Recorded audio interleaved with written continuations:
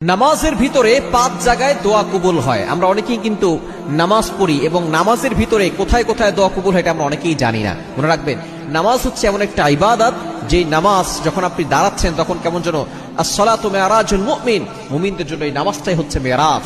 আপনি আল্লাহর সামনে দাঁড়িয়েছেন।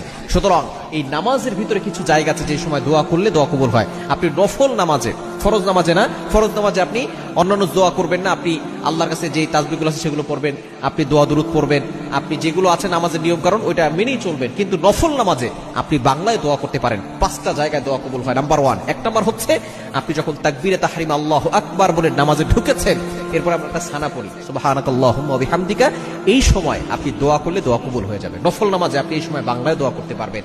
এই সময় আপনি আল্লাহর কাছে দোয়া করবেন, আপনার দোয়া কবুল হবে। তাকবীরে তাহরিমা বলার পরে আমরা সানা পড়ে আল্লাহর প্রশংসা করি।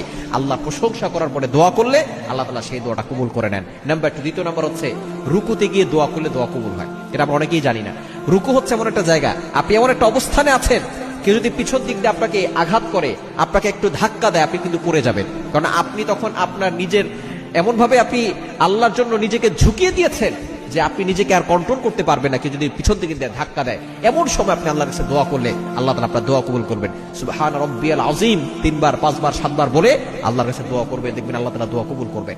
নাম্বার 3 নাম্বার হচ্ছে সেজদায় গিয়ে। সেজদা হচ্ছে এমন একটা জায়গা, আমরা অনেকে মনে করি আমাদের কপালটা কার্পেটে লাগছে, অনেকে মনে করে টাইলসে লাগছে। নো, হাদিসের ভিতরে এসেছে আকরাবু মা ইয়াকুনুল আবদু হুয়া সাজিদ, যখন কোনো বান্দা সেজদা করে তখন তার কপালটা আল্লাহর কুদরতি পায়ে ঠেকিয়ে দেয়। এই সময় দোয়া করলে আল্লাহ তাআলা সেই দোয়াটা কবুল করেন। আপনি সুবহান রাব্বিয়াল আ'লা 5 বার 7 বার যতটুকু পারেন পড়ে এরপরে আপনি আল্লাহর কাছে দোয়া করবেন, আপনার দোয়া কবুল করা হবে।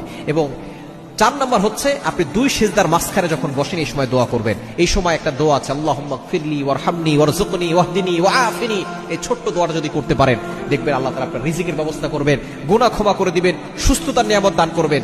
আপনি এই সময় দোয়া করবেন, আল্লাহ তাআলা সেই সময় দোয়া কবুল করেন। এবং 5 নাম্বার হচ্ছে নামাজে সালাম ফিরানোর পূর্বে এই সময় দোয়া করলে দোয়া কবুল হয়। নবী সাল্লাল্লাহু আলাইহি ওয়াসাল্লাম এই নামাজে সালাম ফিরানোর পূর্বে 4টি দোয়া করতে কখনো ভুল করতেন না। আল্লাহুম্মা ইন্নী আউযু বিকা মিন আযাবিল কবর ওয়া আউযু বিকা মিন আযাবি জাহান্নাম ওয়া আউযু বিকা মিন ফিতনাতিল মাহইয়া ওয়াল মামাত ওয়া আউযু বিকা মিন ফিতনাতিল মাসিহিদ দাজ্জাল।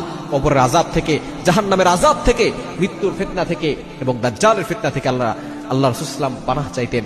এজন্য আপনি এই সময়গুলো দোয়া করবেন, দেখবেন আল্লাহ তাআলা আপনার দোয়া কবুল